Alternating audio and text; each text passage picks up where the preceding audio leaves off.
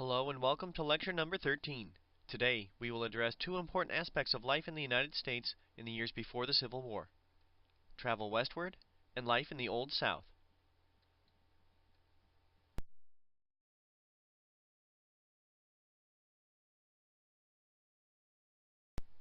These two images help to visualize the range of issues to be discussed today. On the top, we see a group of men mining for gold in California. This addresses the first theme of how and why people traveled to the American West. Secondly, we see a portrait of a Southern family. The presentation will address life under slavery for African Americans and profile Southern society.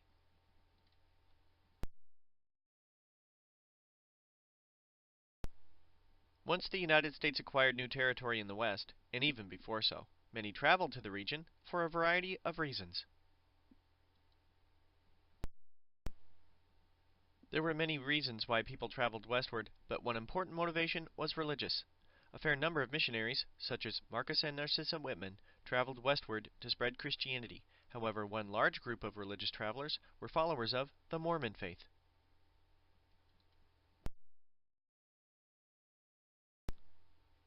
The Mormon Church is more properly known as the Church of Jesus Christ of Latter-day Saints. Its founder was Joseph Smith. In the late 1820s, while living as a farmer in New York, an angel led him to some sacred tablets which he translated and later published in 1830 as the Book of Mormon. While critics argued his claims were far-fetched, his church grew quickly. He and his followers moved to Ohio, then Missouri, and finally settled in Illinois.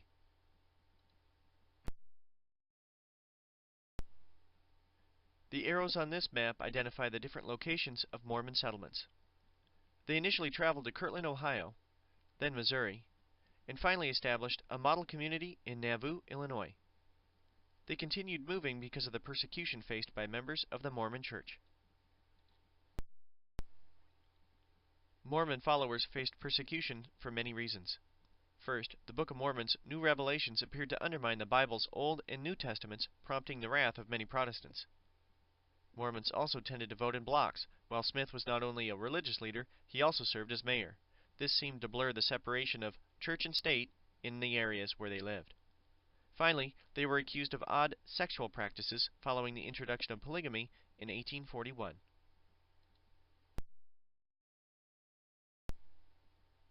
In 1844, Joseph Smith was jailed in Illinois and then murdered by a mob. The Mormon Church was now leaderless and in jeopardy of falling apart. For more information about the LDS Church, you may click on the hyperlink below to their official website, as well as another link to the church's official biography of Joseph Smith.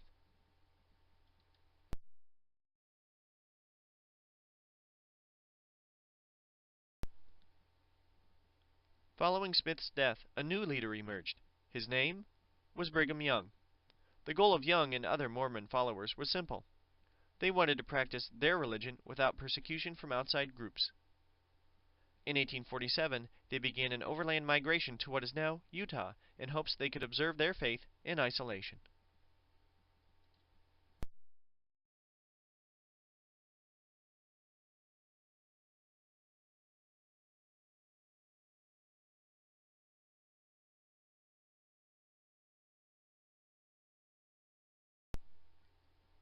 The Mormon Trail is identified here as they began their journey in Illinois and then traveled westward to Utah. Many Mormon followers compared their experiences to the Puritans who left England as they faced religious persecution themselves and also sought to establish a religious utopia.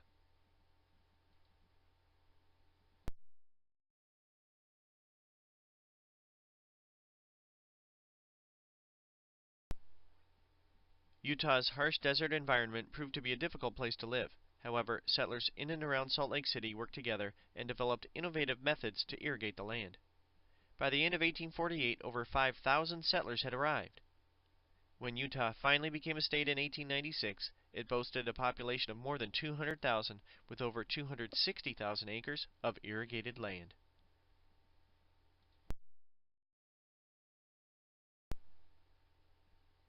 Another factor influencing travel westward was the prospect of obtaining free land.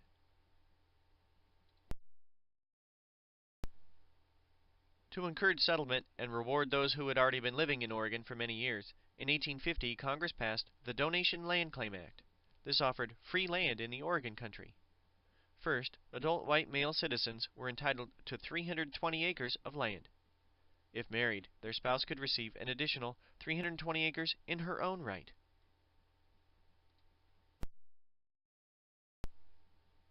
While the legislation addressed land in the entire Oregon Country, most of it was handed out in the fertile Willamette Valley in western Oregon. The final provision, as discussed here, identifies the settlers' responsibilities. Individuals who obtained the land were required to occupy it for a minimum of 4 years and improve it. Improvements could include clearing trees, planting crops, building a home, or other actions.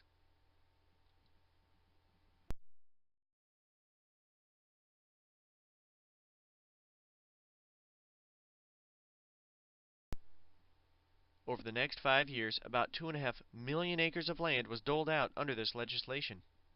It created a tremendous opportunity for many. However, participation was limited to whites. Free blacks and native Hawaiians were excluded. There was a small but significant Hawaiian population which had been in place since the fur trading era who were ineligible for this free land.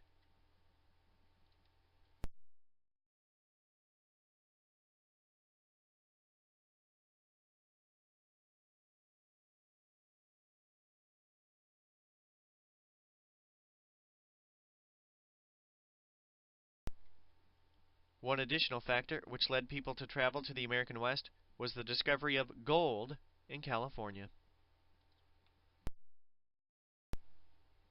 In January of 1848, gold was discovered in California outside of Sacramento at a mill owned by John Sutter.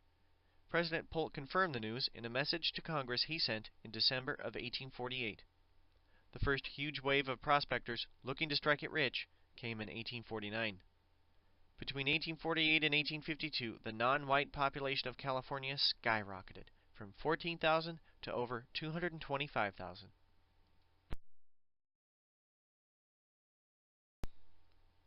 At first, gold miners worked individually, each with a shovel and pan. According to some reports, these 49ers could earn $50 a day, equivalent to 2 months' wages for workers in the North. By the 1850s, devices like the one shown here, a long tom, were used, where miners worked together in groups.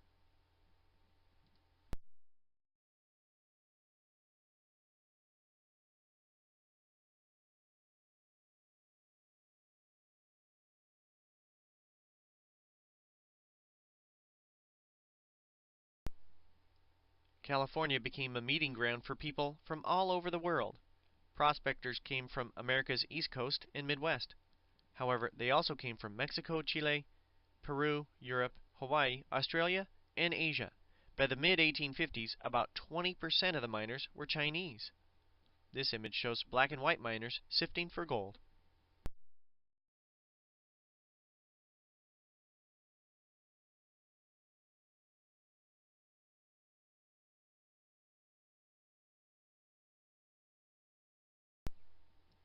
Migration to California's goldfields was overwhelmingly undertaken by men. About 95% of the gold rush migrants were male. Some struck it rich in California and made fortunes. However, most did not. There was money to be made selling items to prospectors. One such supplier was a German migrant named Levi Strauss, whose tough mining pants were popular items. For more information about the gold rush, you may click on the hyperlink below.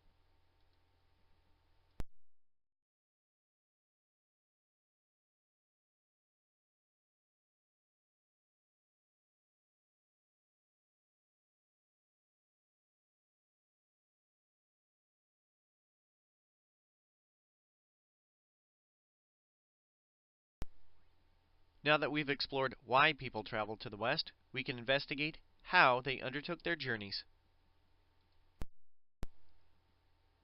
Some traveled to the West by sea. It was an expensive way to travel, but it also was quicker. For those living along the east coast of the United States who had enough money, they could take a ship. Passengers were transported from the Atlantic coast all the way around the tip of South America and onward to the west coast, as the Panama Canal had not yet been built. If they took this route, California's goldfields were the most common destination. While some did travel by sea, the overwhelming majority of those who traveled westward took overland trails. It's estimated that between 1840 and 1860, approximately 300,000 individuals did so. Of those, the most common destination was California. About 200,000 traveled there, while over 50,000 went to Oregon, and more than 40,000 journeyed to Utah.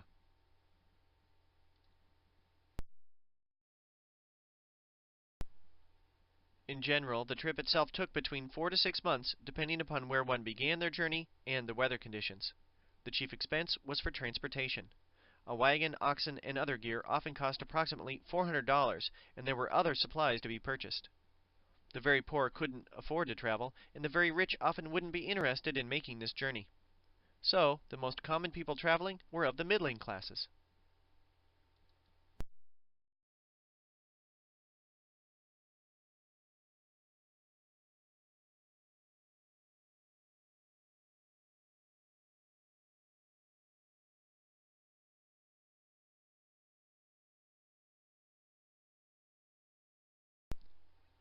The most common jumping off point was Independence, Missouri. It's circled in red on the map. Depending upon the traveler's destination, the trails would taper off as one might journey to Santa Fe, Salt Lake City, Sacramento, or even Oregon City. Can you imagine walking 2,000 miles over mountains, fording rivers in the hot and in the cold, with a spouse and young children? Life on these trails was rough.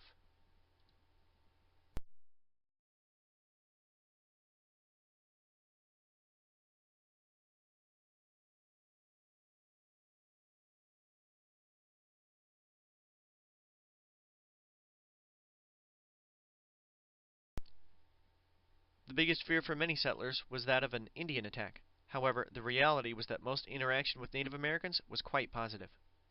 Overall, the journey was only moderately dangerous, as the average death rate was less than 5%. The biggest killers were disease and accidents. For more information about life on the overland trails, you may click on the hyperlink below.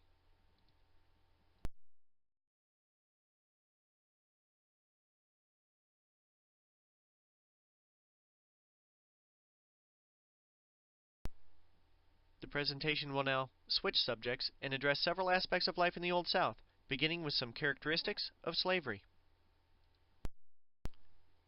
One of the important concepts to consider when addressing slavery would be the expansion of the institution over time. This map identifies the distribution of slaves in the United States in 1790. Notice the regions with the highest concentration of slave populations were located in the southeast, along the Atlantic coastline.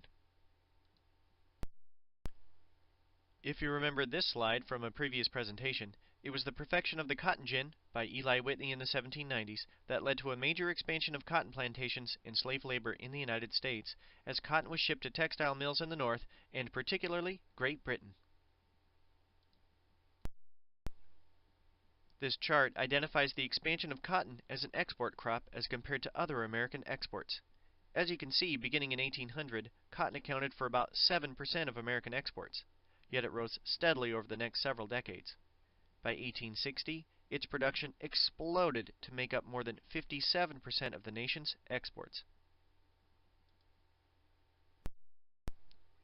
As we compare the two maps, by 1860, slavery had spread throughout the entire South, and slaves were most heavily concentrated in the states of the Deep South.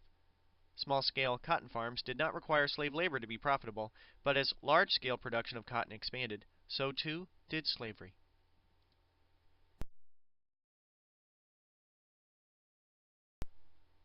Here's one final figure reinforcing the concept that cotton production and slavery grew together in the Old South. In 1790, there were just fewer than 700,000 slaves living in the United States, and cotton production was limited. However, over the years, more cotton was produced, and the number of slaves reached nearly 4 million by 1860.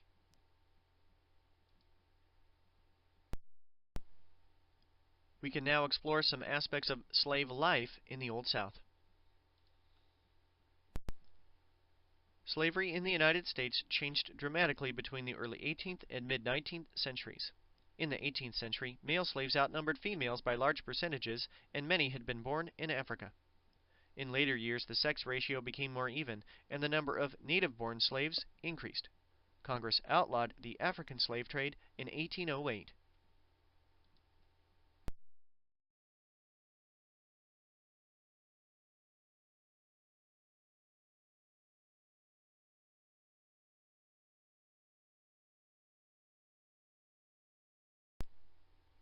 Most slaves worked on large plantations with 10 or more slaves.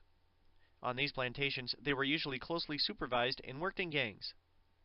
The image here shows a modest planter working alongside his slaves as well as with some other white employees.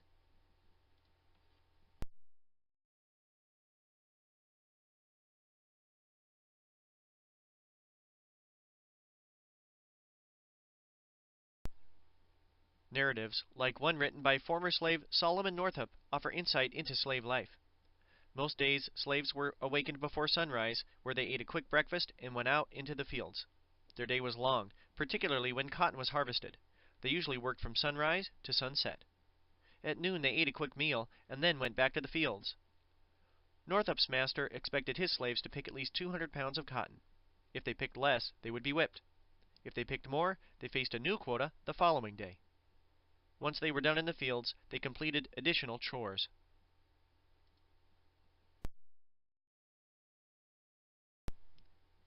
Slaves could expect a small amount of cornmeal and 3 to 4 pounds of salted pork as food for each week. They often supplemented their diet with a small vegetable garden. Northup caught fish and described roasted possum as a delicacy. Slaves worked 6 days a week, but could earn extra money if they worked on Sundays, which was expected at times. Christmas was a welcomed holiday.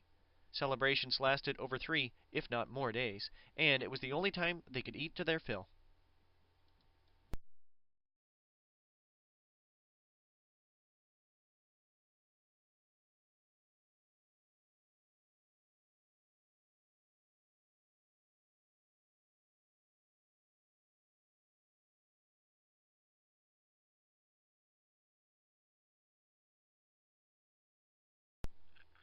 Northup describes many beatings he and other slaves received at the hands of their masters. Slaves were sometimes whipped for minor offenses. It just depended upon the slave owner. In the early 1800s, some planters adopted this so-called restraining mask to punish their slaves.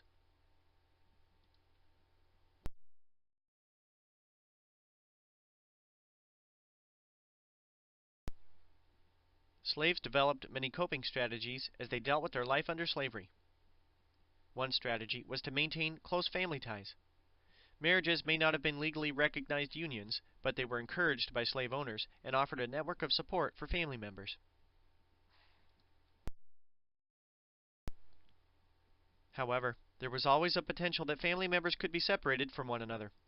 This map shows the internal slave trade in the United States. Many slave owners from the Upper South made large profits selling slaves to whites living in the Lower South or Southwest, where slavery was expanding.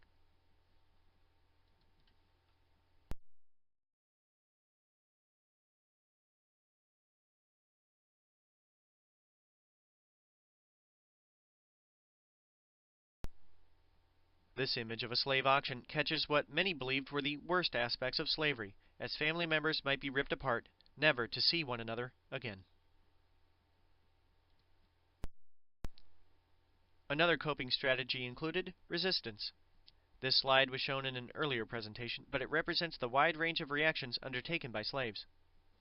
Solomon Northup's narrative includes numerous examples of subtle, and not so subtle resistance, on the part of himself and other slaves.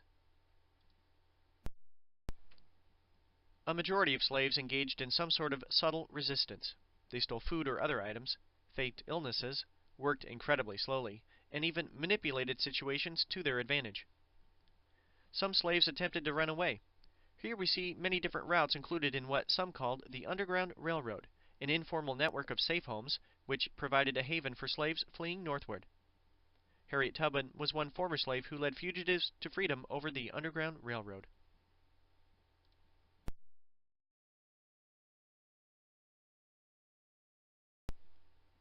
Others, like Nat Turner shown here, conspired to stage a major rebellion. After several years of planning, in 1831 Turner, along with other slaves, raided the homes of several Virginia planters. As many as 60 whites of all ages were killed.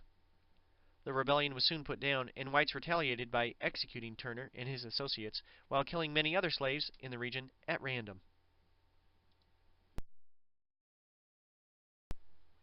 Another coping strategy employed by slaves involved religion. Some slave owners encouraged their slaves to practice Christianity, hoping it could be used to control their slaves. However, slaves often spoke of the Promised Land, of freedom, and identified with stories of Jews in the Old Testament enslaved by the Egyptians. The image shown here is from a free black congregation in the north, but many slaves embraced Christianity as well.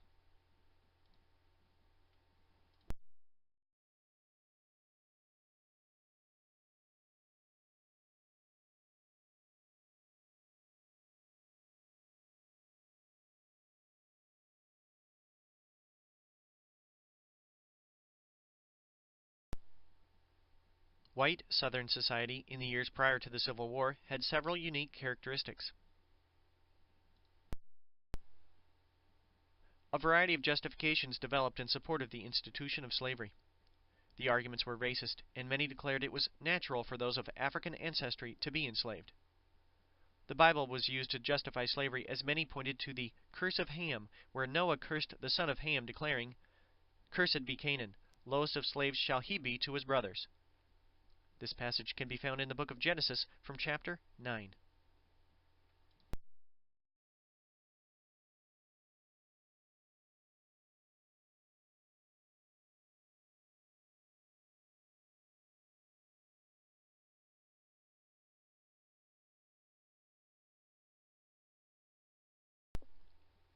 Other passages were also used to justify harsh treatment of slaves, like this one from Exodus.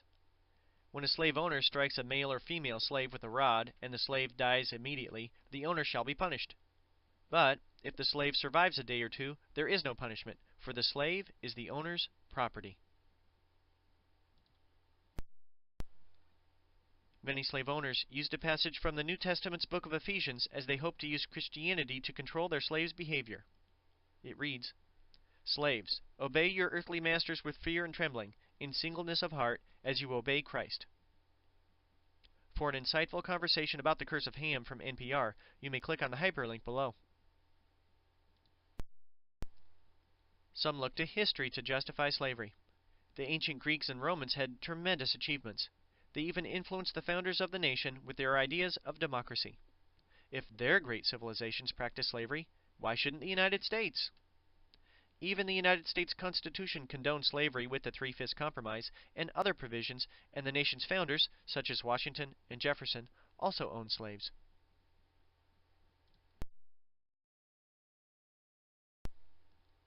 Slave owners also thought of themselves as paternalistic. Just as a child needs help to get through life, they argued slaves were members of their family, and owners provided the assistance they needed.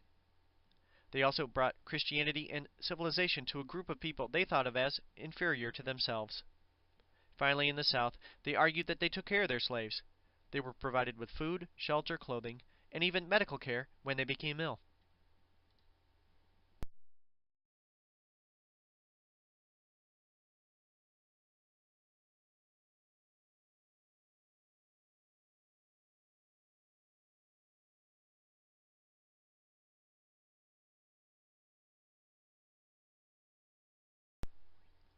Additional arguments came from a man named George Fitzhugh. He was a supporter of what came to be known as the pro-slavery argument.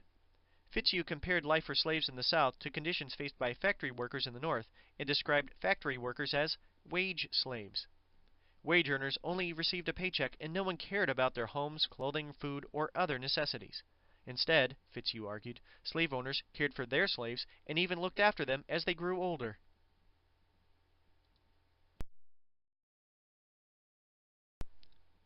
Of course, the arguments of men like Fitzhugh and others who justified slavery were racist and only considered part of the story. They didn't discuss the separation of families with the slave trade. They didn't try to explain why, if conditions were so great, so many slaves tried to run away. They also failed to acknowledge the violence and degradation associated with slavery overall.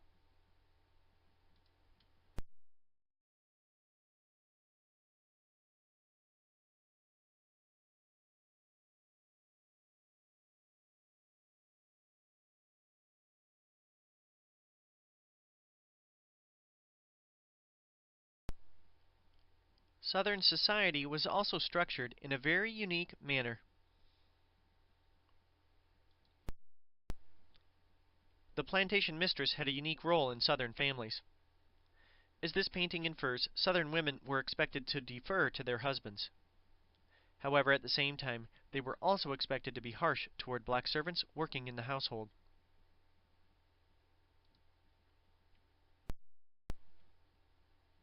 Another portrait shown here demonstrates an additional interpretation of the ideal plantation. Here we see a slave waiter and nurse essentially at the feet of this great planter and his mistress. The great planter appears to overshadow everything in his presence.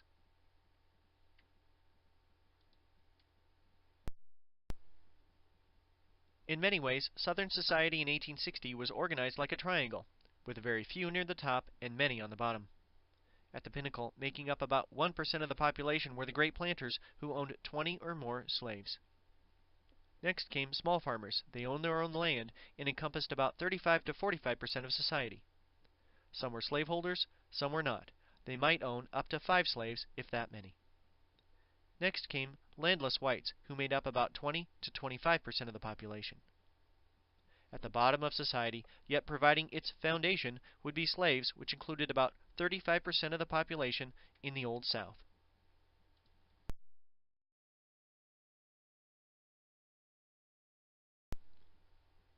One trait lost on many is the fact that most white Southerners were not slave owners. About 75% of white Southern families owned no slaves. This statistic begs the question, well, then why would Southern whites fight in the Civil War to protect slavery if they didn't own any slaves? In fact, some of the most ardent supporters of secession were whites who did not own slaves.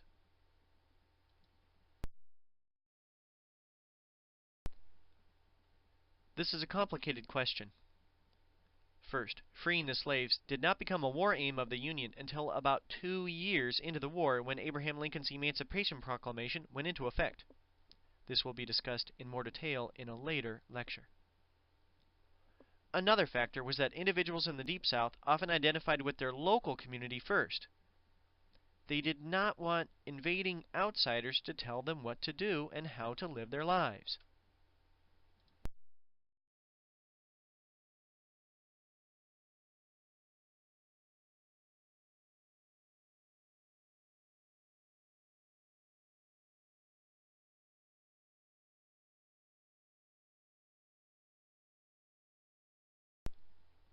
Whites also benefited from maintaining the status quo in Southern society for several reasons.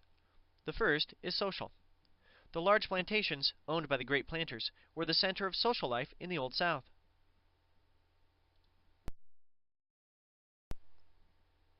This slide was shown in a previous lecture and identified some characteristics of Chesapeake society. Notice the highlighted section. Important social affairs where one might meet a future wife or husband, be they a barbecue, a dance, wedding, or another important event, were often held at the home of a community's most successful member.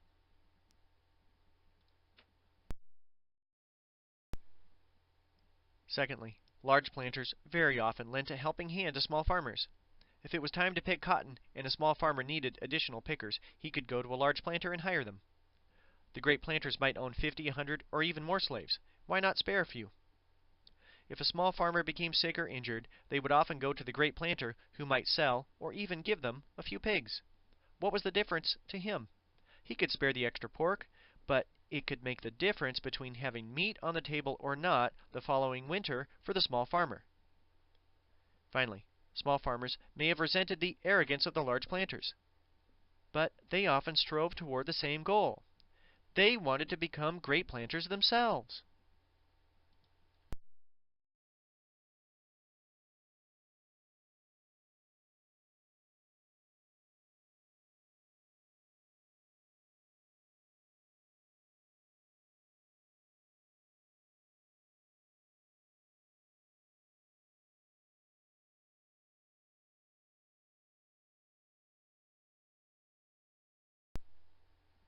Overall, there really were a wide range of reasons why non-slaveholding whites would fight in the Civil War. By the way, all Southern whites had something in common with one another, from the richest to the poorest in the Old South. At least they weren't slaves. As shown with the previous diagram, black slaves were the bottom of Southern society, so as long as slavery existed, even the poorest whites found themselves up from the bottom. There were many important concepts included in this presentation.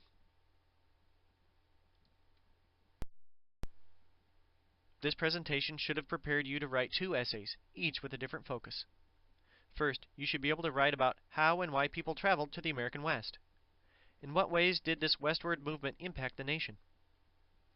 Secondly, you should be able to describe and evaluate life in the Old South. What would motivate whites living in the American South to fight in the Civil War, even if they didn't own slaves?